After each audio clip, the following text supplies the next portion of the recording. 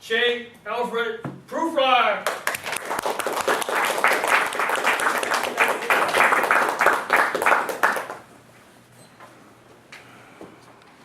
Let us go then, you and I, when the evenings spread out against the sky, like a patient etherized upon a table. Let us go through certain half-deserted streets, the muttering retreats of restless nights in one-night cheap hotels and strawdust restaurants with oyster shells. Streets that follow like a tedious argument of insidious intent lead us to an overwhelming question. Oh, do not ask, what is it? Let us go and make our visit. In the room, the women come and go, talking of Michelangelo. The yellow fog that rubbed its back upon the window panes, the yellow smoke that rubbed its muzzle on the window panes, licked its tongue into the corners of the evening, lingered upon pools that stand in drains, let fall upon its back the soup that falls from chimneys, slipped by the terrace, made a sudden leap, and seeing that it was a soft October night, curled once about the house and fell asleep. And indeed, there will be time for the yellow smoke that slides along the street, rubbing its back upon the window panes. There will be time to prepare a face to meet the faces that you meet. There will be time to murder and create, and time for all the works and days of hands to lift and drop a question on your plate. Time for you and time for me, and time yet for 100 indecisions and for 100 visions and revisions before the taking of toast and tea. In the room, the women come and go, talking of Michelangelo.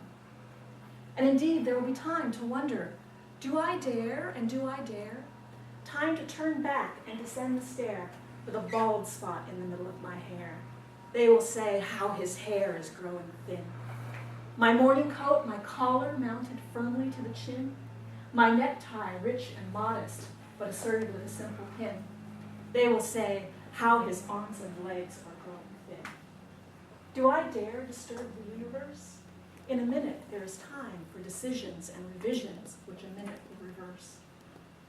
For I have known them all already, known them all. Known the mornings, evenings, afternoons. I have measured out my life with coffee spoons. I know the voices dying with a dying fall beneath the music from the farther room. So how should I presume? And I have known the eyes already, known them all. Eyes that fix you in a formulated phrase, and when I'm formulated and sprawling on a pin, then how should I begin to spit out all the buttons of my days and ways? And how should I presume? And I have known the arms already, known them all. Arms that are braceleted, white and bare, but in the lamplight downed with light brown hair. Is it perfume from a dress that makes me so digress? Arms that lie along a table or wrap about a shawl? And should I then presume? And how should I begin? Shall I say, I have gone at dusk and watched the smoke that rises from the pipes of lonely men in shirt sleeves leaning out of windows? I should have been a pair of ragged claws scuttling across the floors of silent seas. The afternoon, the evening, asleep so peacefully, smooth by long fingers, asleep, tired, or it malingers. Stretched on the floor here beside you and me, should I, after tea and cakes and ices, have the strength to force the moment to its crisis?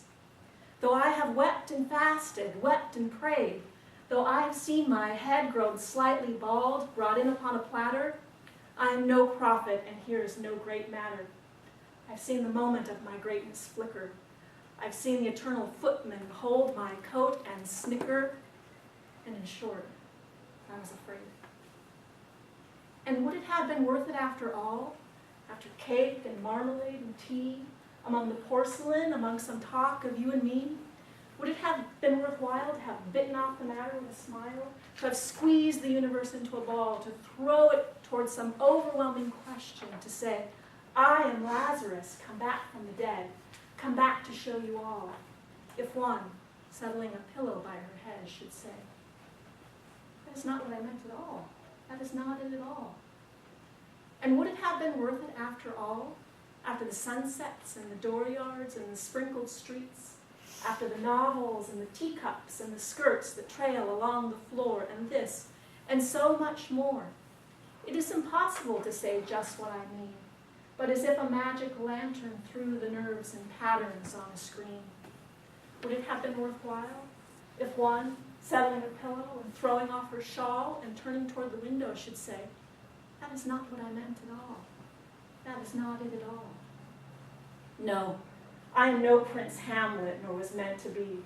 I'm an attendant lord, one that will do to swell a progress, start a scene or two, advise the prince, no doubt an easy tool, deferential, glad to be of use, cautious, politic, and meticulous, full of high sentence but a bit obtuse, almost at times ridiculous, at times almost a fool.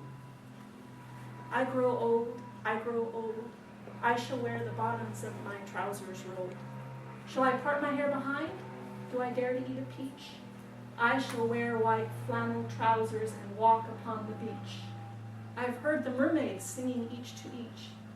I do not think that they will sing to me. I've seen them riding seaward on the waves, combing the white hair of the waves blown back when the wind blows the water white and black. We have lingered in the chambers of the sea. By sea girls read the sea we brown, till human voices wake us and we drown.